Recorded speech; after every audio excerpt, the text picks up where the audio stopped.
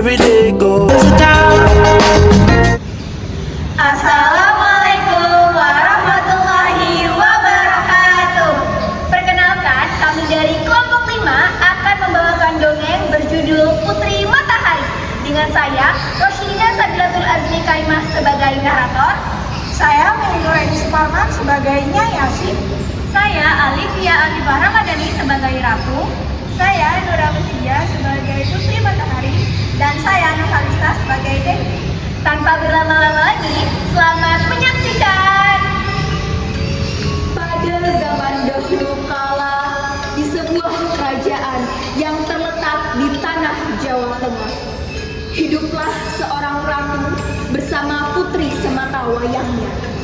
Sang raja telah lama wafat, meninggalkan tanggung jawab besar kepada sang ratu untuk mengatur pemerintahan dan memastikan kesejahteraan rakyatnya. Namun, di suatu hari yang cerah, sang ratu memiliki satu kekhawatiran yang besar. Ratu memikirkan masa depan kerajaan dan rakyat yang ia pimpin. Belum lagi putri kesayangannya yang masih remaja dan masih belum bisa bersikap dewasa sebagai keluarga kerajaan. Lalu terbesit di benak sang ratu untuk meminta bantuan kepada seorang peramal. Sang ratu pun memutuskan untuk menemui seorang peramal sakti yang telah dikenal luas karena kesaktiannya. Keesokan harinya, ketika ratu bersiap untuk pergi menemui peramal, sang putri yang tidak sengaja melihat ibunya yang sibuk bepergian pun segera menghampirinya.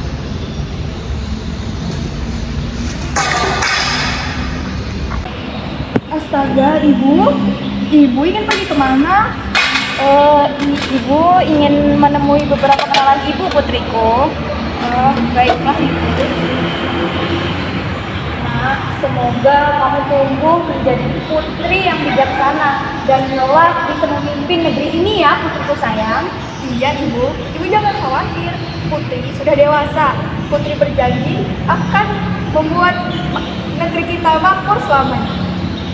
Iya, ibu percaya sama kamu. Sang ratu tersenyum bangga melihat anaknya tumbuh dewasa dan siap memimpin kerajaan.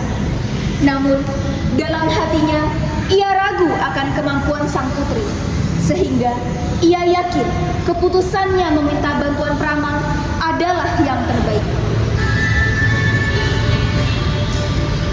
Dengan tekad yang kuat, sang ratu melangkah memasuki gubuk sederhana tempat peramal itu tinggal tanpa ditemani oleh seorang pengawal.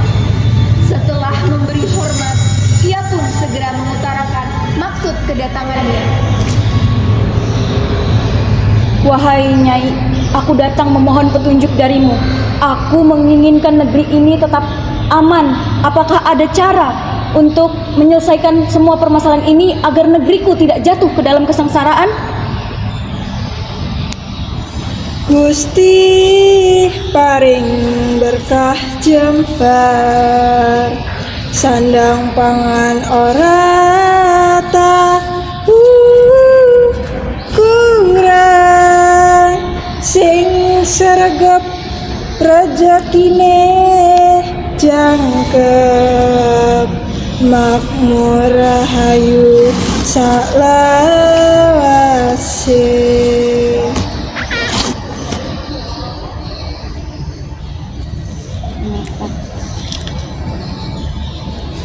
Aku dapat memenuhi keinginanmu, wahai Baginda Ratu. Keinginan yaitu berupa kerajaan yang makmur dan engkau memiliki kebahagiaan yang tiada tara. Akan tetapi, ada sumpah yang harus engkau lakukan. Sumpah apa yang harus aku lakukan, Nyai? Sumpah ini adalah sumpah yang cukup mudah, yaitu engkau tidak boleh sekalipun marah kepada anak keturunanmu dan juga rakyat-rakyatmu.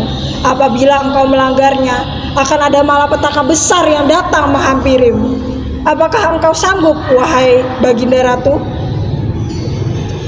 Pikirkanlah ucapan saya, wahai Baginda Ratu. Silahkan pulang ke kerajaanmu.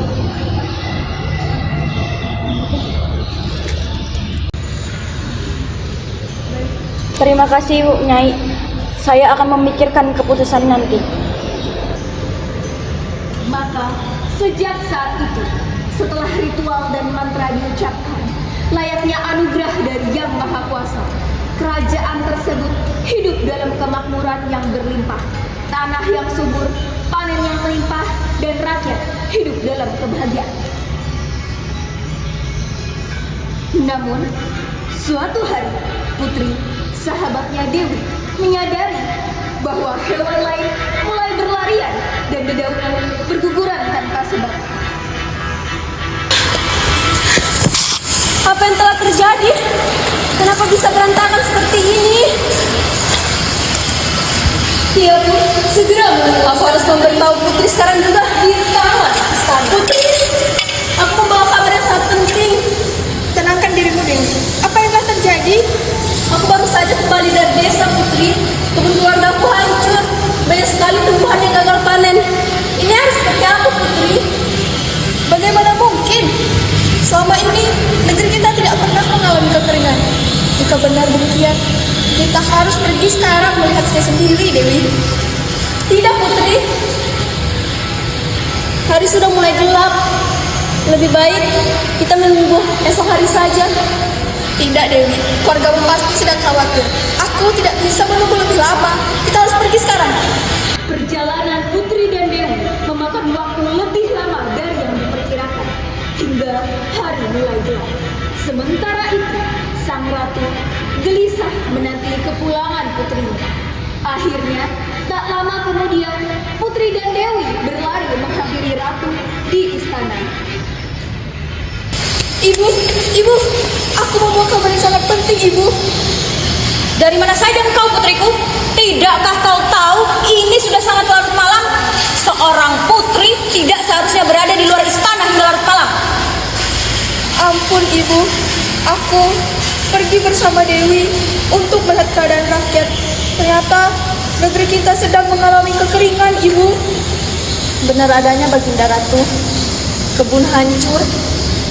Tumbuhan banyak yang gagal panen dan banyak sekali hewan yang berkeliaran. Bagaimana mungkin? Bukankah rakyat telah diberkahi tanah yang subur? Apakah mereka tidak menjaganya? Mengapa sangat sulit sekali bagi mereka untuk menjaganya? Hah? Suasana istana menjadi tegang. Tak seorang pun berani berkata-kata. Sang ratu dalam kemarahannya telah melupakan perjanjian yang dibuatnya dengan sang peramal bertahun-tahun silam. Keesokan harinya, Dewi menemui bahwa kawanan monyetlah yang telah merusak kebun keluarganya. Oh, ternyata ini adalah ulah monyet. Namun, semuanya sang ratu keluar dari istana. Langit tiba-tiba gelap, angin kencang bertiup, dan desa terasa mencekam. Menyadari sesuatu yang tidak beres, sang ratu segera menemui peramal.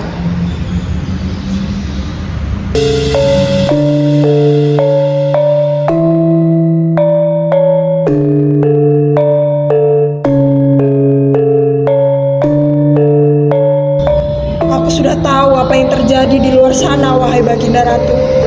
Pastinya engkau telah melanggar sumpah yang kita buat selama bertahun-tahun selalu silam. Maaf Nyai, aku telah kehilangan kendali atas amarahku. Bagaimana ini? Bagaimana? Apakah ada cara untuk menyelesaikan semua permasalahan ini? Setiap kesalahan pasti memiliki akibatnya, wahai Baginda Ratu. Akan tetapi, setiap kesalahan pula pasti bisa dilakukan untuk pengorbanan agar kerajaanmu ini menjadi makmur kembali. Pengorbanan apa yang harus aku lakukan, Nyai? Pengorbanan ini adalah pengorbanan yang harus engkau pikirkan berkali-kali, wahai Baginda Ratu. Karena ini harus mengorbankan anak keturunanmu, yaitu anak keturunanmu, yaitu Putri Matahari, harus diasingkan selama 1 tahun penuh di dalam hutan belantara sana, di dalam gubuk seorang diri. Pikirkanlah ini, wahai Baginda Ratu. Baik, terima kasih Nyai. Semua akan saya pikirkan kembali.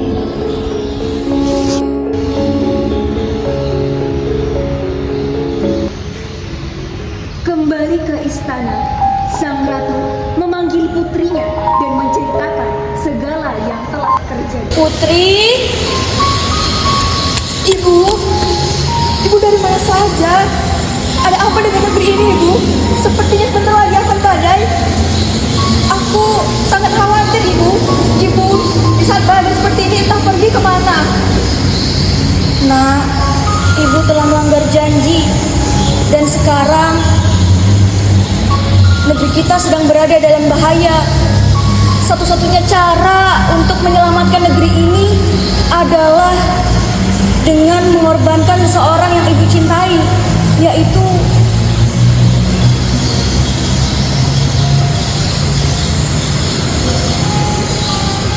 Ibu, ternyata benar selama ini dugaanku. Ternyata benar, ibu telah mengorbankan seluruh hidup ibu demi negeri ini. Jika memang ini satu-satunya cara, maka aku rela menjadi pengasihan ini, ibu. Nak, semoga semesta selalu melindungimu di setiap langkahnya. Mendengar ucapan sang ratu ragu dan cemas apakah keputusannya yang sudah. Terlebih lagi, sang ratu amat sangat mencintai putri satu-satunya itu. Keesokan harinya, dengan hati yang berat, sang ratu melepas kepergian putri sematawayangnya. Sebelum pergi, putri memeluk erat ibunya, sadar bahwa kekacauan ini terjadi karena dirinya. Semakin erat pelukan itu, sang ratu tak kuasa menahan air mata. Semoga keputusan ini benar hanya sementara, dan semoga semesta selalu melindungimu di setiap langkahnya.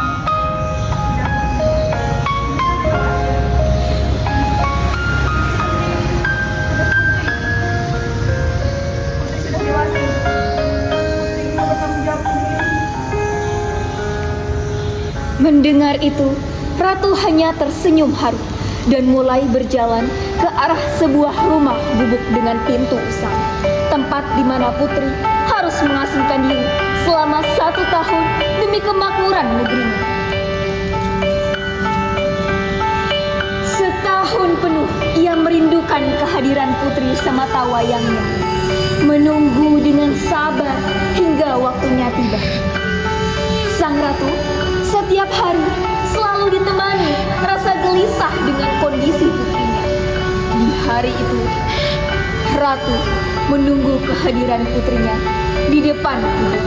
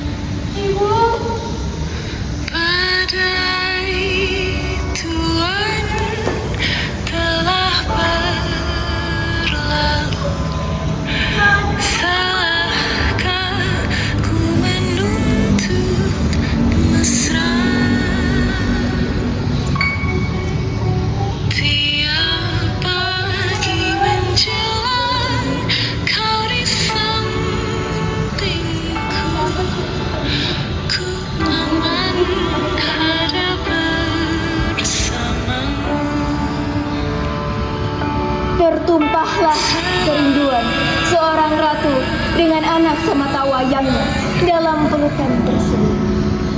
Hangat cinta kasih seorang ibu tidak mungkin pudar meski semesta memisahkan mereka.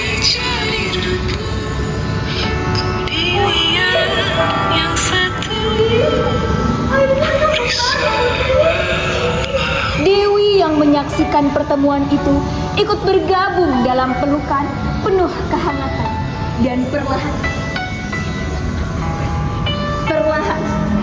kehidupan pun mulai lengkap dan kebahagiaan menyelimuti keluarga dan rakyat kerajaan tersebut. Maka dari kisah haru inilah menjadi asal muasal terciptanya nama Putri Matahari. Adapun amanat dari cerita ini adalah untuk mengajarkan cinta dan pengorbanan dalam keluarga yang memiliki kekuatan yang besar. Kemarahan yang tak terkendali, meski berasal dari kekhawatiran yang wajar, bisa menghancurkan semua hal baik yang telah diperjuangkan. Kisah ini menggambarkan pentingnya menjaga janji, terutama janji yang dibuat dengan keyakinan dan niat yang baik. Sekian dari kelompok 5, kami akhiri. Wassalamualaikum warahmatullahi wabarakatuh.